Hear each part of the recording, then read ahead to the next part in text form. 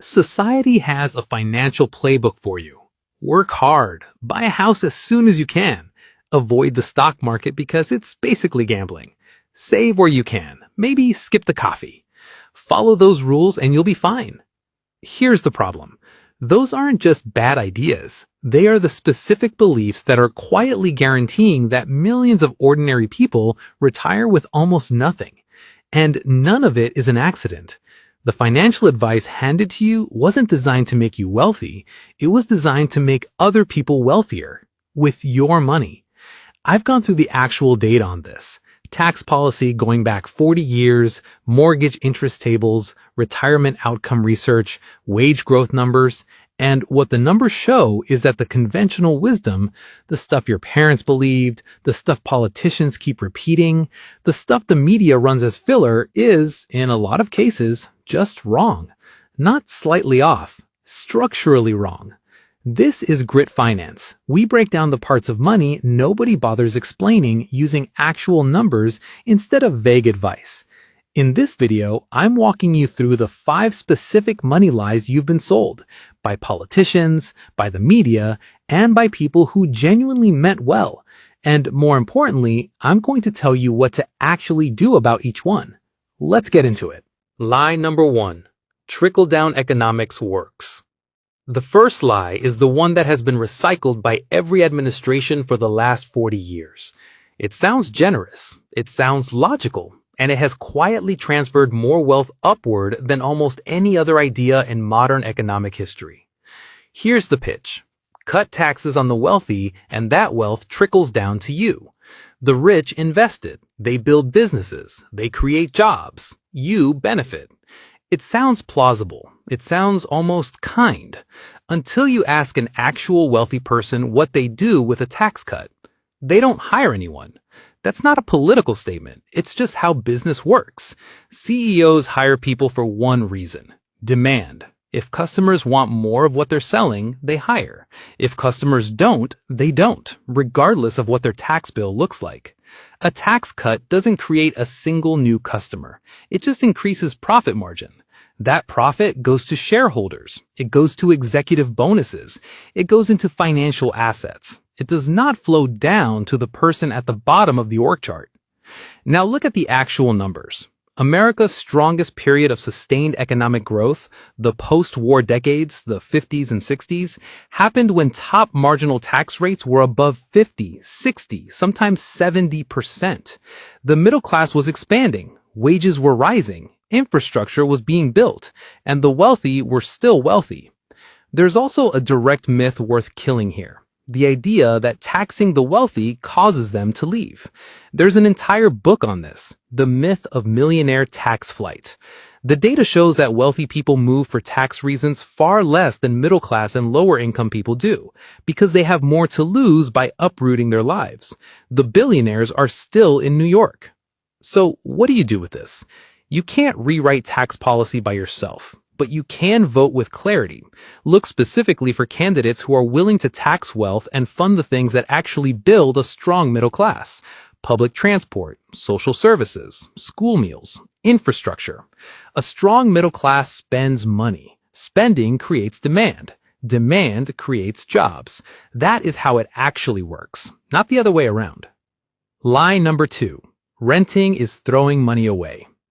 After you've been handed that lie, there's a second one waiting, and this one is personal.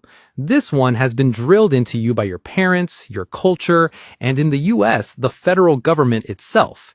It's one of the most expensive beliefs you can hold, and most people have never run a single number on it.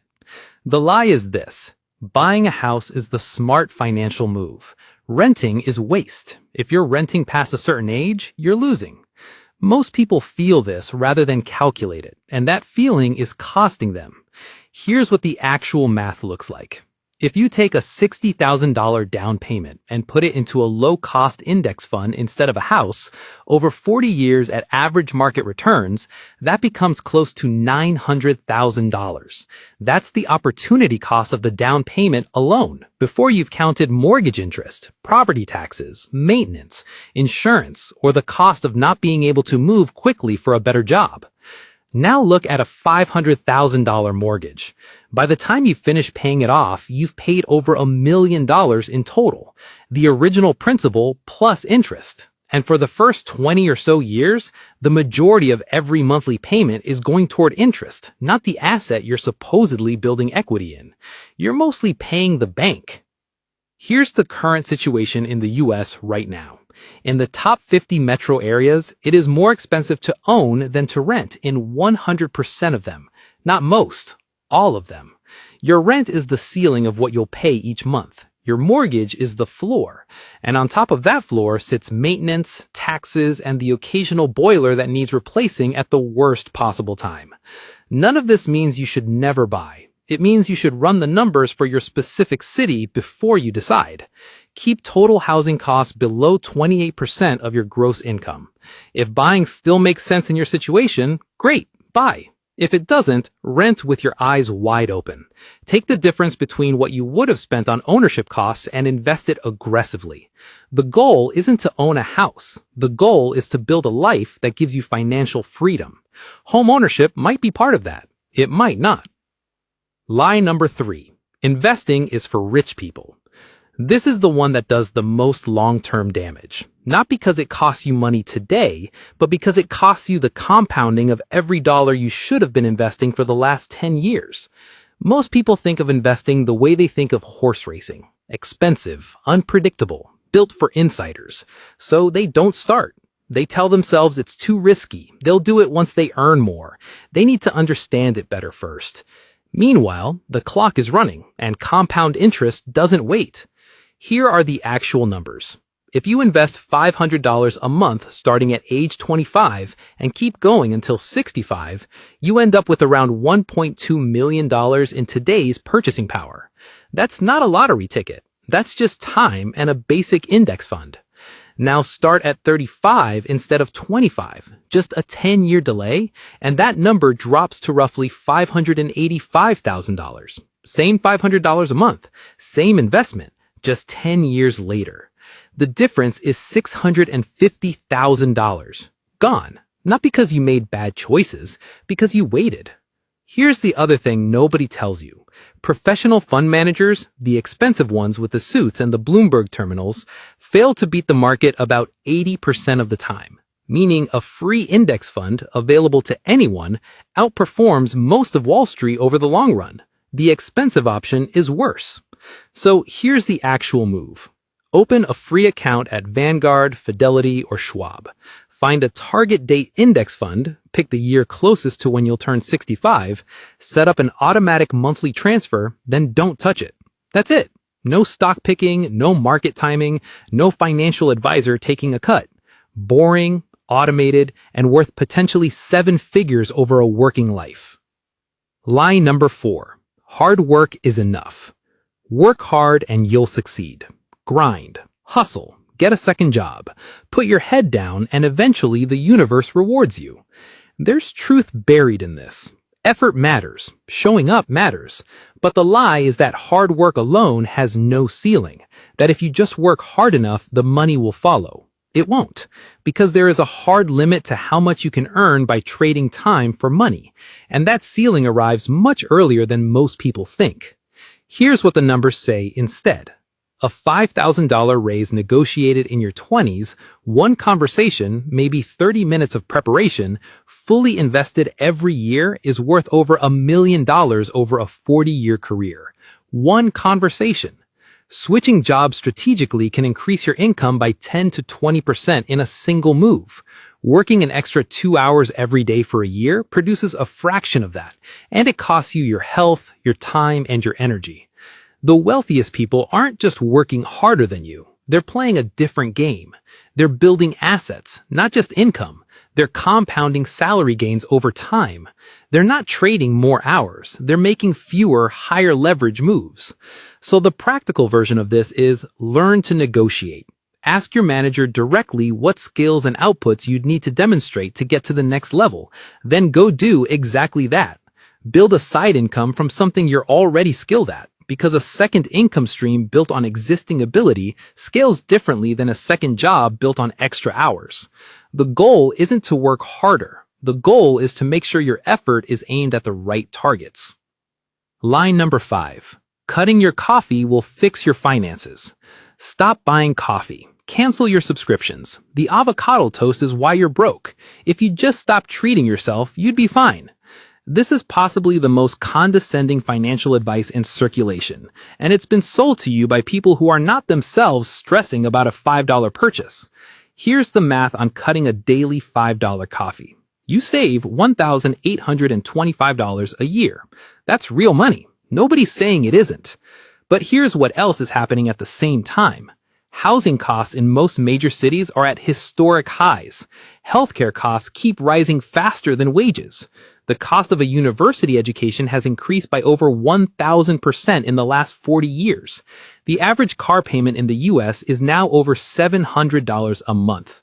Wages for middle-income earners have not kept pace with any of this. The latte didn't do this to you. The framework of guilt and deprivation, focus on the $3 question, ignore the $30,000 question, is not just useless advice, it's actively harmful because it directs your attention at the wrong level of the problem. So here's the reframe. Stop optimizing small. Start asking the big questions. What percentage of your investments are being eaten by fees? Most people have no idea, and a 1% annual fee on a retirement account can cost you $150,000 over a career. When will you be debt-free, and what's the actual plan to get there? What will your retirement balance be at your current savings rate? What does that number mean in terms of monthly income? Get 3 to 5 big financial decisions right: your investment fees, your housing cost, your salary trajectory, your debt strategy, your savings rate, and you will never need to stress about a cup of coffee again. The coffee was never the problem. So let's bring this together. Trickle-down is a 40-year con that has redistributed wealth upward while selling you a story about opportunity. The homeownership dogma is a cultural belief that most people have never actually run the numbers on, and right now those numbers are working against buyers in almost every major city. Investing is not complicated or exclusive. An index fund available to anyone has been beating most professional investors for decades. Hard work matters, but has a ceiling. Salary negotiation and strategic career moves compound in ways that extra hours simply don't. And cutting small expenses is not a financial strategy. It's a distraction from the decisions that actually move the needle. Everything I've just walked you through, the compounding math, the tax arguments, the investment strategy, the salary negotiation, all of it becomes noise if you haven't solved the one number that sits underneath all of it: your housing cost. It is the single largest line item in most people's budgets. It determines how much is left for everything else, for investing, for paying down debt, for building any kind of financial cushion. Get it wrong, and there is no amount of index fund optimization or salary negotiation that fully closes the gap. Most people have never actually run the numbers on their housing situation. They've assumed, they've felt, they've gone with what seemed normal for someone their age. That assumption could be costing them hundreds of thousands of pounds or dollars over their lifetime.